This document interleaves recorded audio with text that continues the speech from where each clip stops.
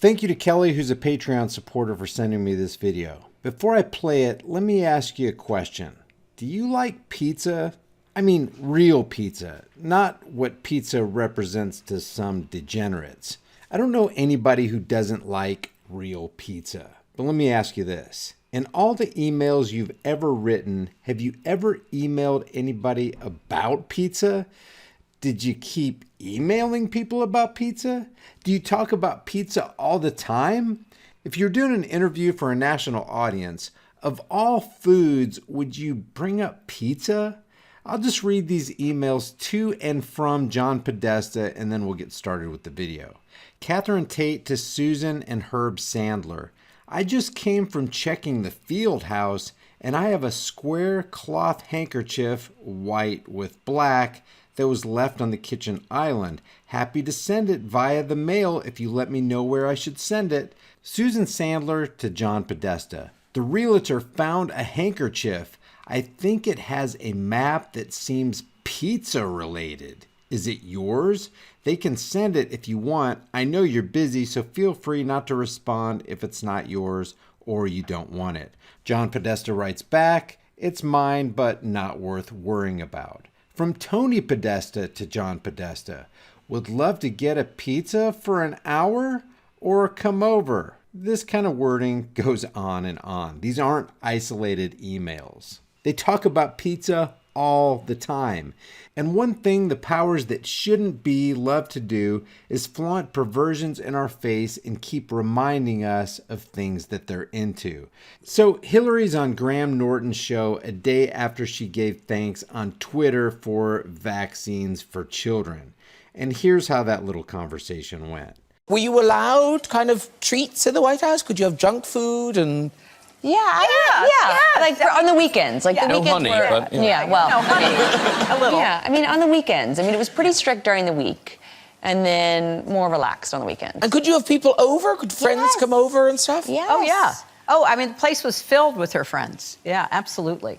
Yeah, a lot of friends who were later strangely found dead with bizarre wounds like multiple gunshots to the back of the head, which were somehow declared suicides. And you know, it's true that, you know, the White House does like to prepare all the food. And the kids were not always enthusiastic about the food that they were being served. So they were always trying to call for pizzas. Of course, they were trying to call for pizzas. Pizzas to the White House. It happens all the time. And you can't order a pizza to the White House. I'll just tell you that right now. And we didn't. Sometimes there were exceptions. Yeah, sometimes you could go out maybe, and one of the kids could go out maybe and meet the and pick it up. Yeah, the Get it through pizza the driver. fence. Okay, go on. Go and meet the pizza driver out past Secret Service into the driveway of the White House. Okay, please proceed. Yeah, but the first time you would have thought that, you know, war had been declared. There's a pizza truck outside that says a pizza was ordered. What do we do with it? Yeah. There's a pizza truck outside that says a pizza was ordered. What do we do with it? Yeah. For some strange reason, they keep saying pizza. Who will ever know? But we know people in power are fixated on and like to bring up the idea of pizza. We had lots of challenges like that. I mean, to be honest, it sounds like a crank call from the pizza restaurant's point of view. Exactly. You want some pizzas at the White House? Exactly. Yes, thank you very much. We're very busy.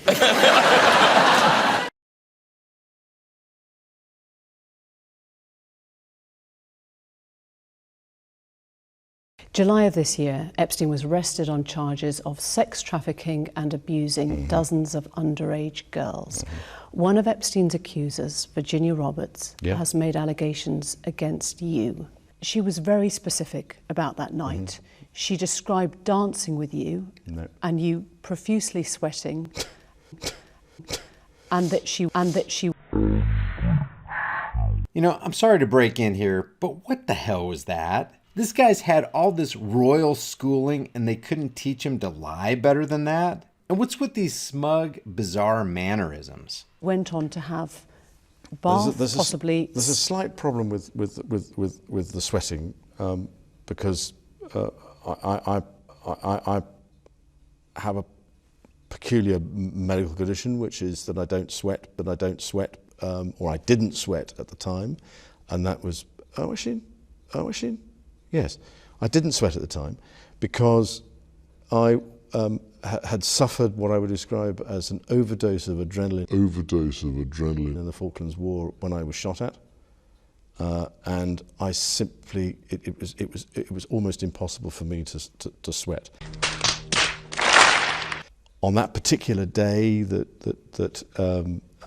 we now understand is the date, which is the 10th of March, I was at home. I was with the children.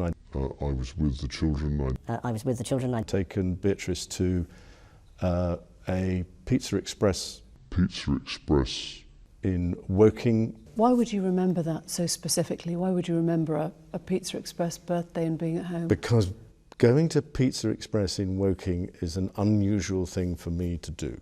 As opposed to going to Pizza Express in other places? A very unusual thing for me to do. I've only been to Woking a couple of times, and I remember it weirdly distinctly. As soon as somebody reminded me of it, I went, oh yes, I remember that. Of course you remember that. Then there's James, what's his name? Oh yeah, the guy who was declared by GQ magazine as being the 49th most powerful man in Washington, D.C., who just happens to own, a pizza place. A Kelly File exclusive tonight on the conspiracy theory that came to be known as Pizzagate. It started with what turned out to be a bogus news story suggesting that Bill and Hillary Clinton were running a sex ring out of a Washington, D.C. pizza parlor. James Alefantis, the owner of the pizzeria, is talking for the first time. He is here on set with me in moments. Images of children and other people were being taken from social media and blasted throughout the internet with this insane conspiracy idea filled with just lies about this impossible international conspiracy of human traffickers involving Hillary Clinton. Oh my goodness. And you're a Democratic donor. There's nothing illegal about that. No. It doesn't make you a pedophile or somebody who's part of a child sex ring. One of the pictures, and to be accused of being a pedophile because you have emails that talk about pizza. When you run a pizza parlor, I mean, there are going to be emails like, well, the word pizza seems out of place. It's really gone down the rabbit hole. But again, the D.C. police are saying this is fake. Fake. Thank you. It's true. Yes, it's like being terrorized. It's been over a month of daily death threats to me, hundreds of phone calls to the restaurant, asking for all kinds of wild things like ordering a cheese pizza, something that we just do. We're a pizza place. Right. A family-friendly pizza place. We've been in existence for 10 years in the same location. Guys, there's not a lot I'm going to be able to say here on this YouTube video for obvious censorship reasons, so leave your thoughts about this for the world and the Google Thought Police in the comments section below, and I'll see you guys in the next heavily censored shadow ban video.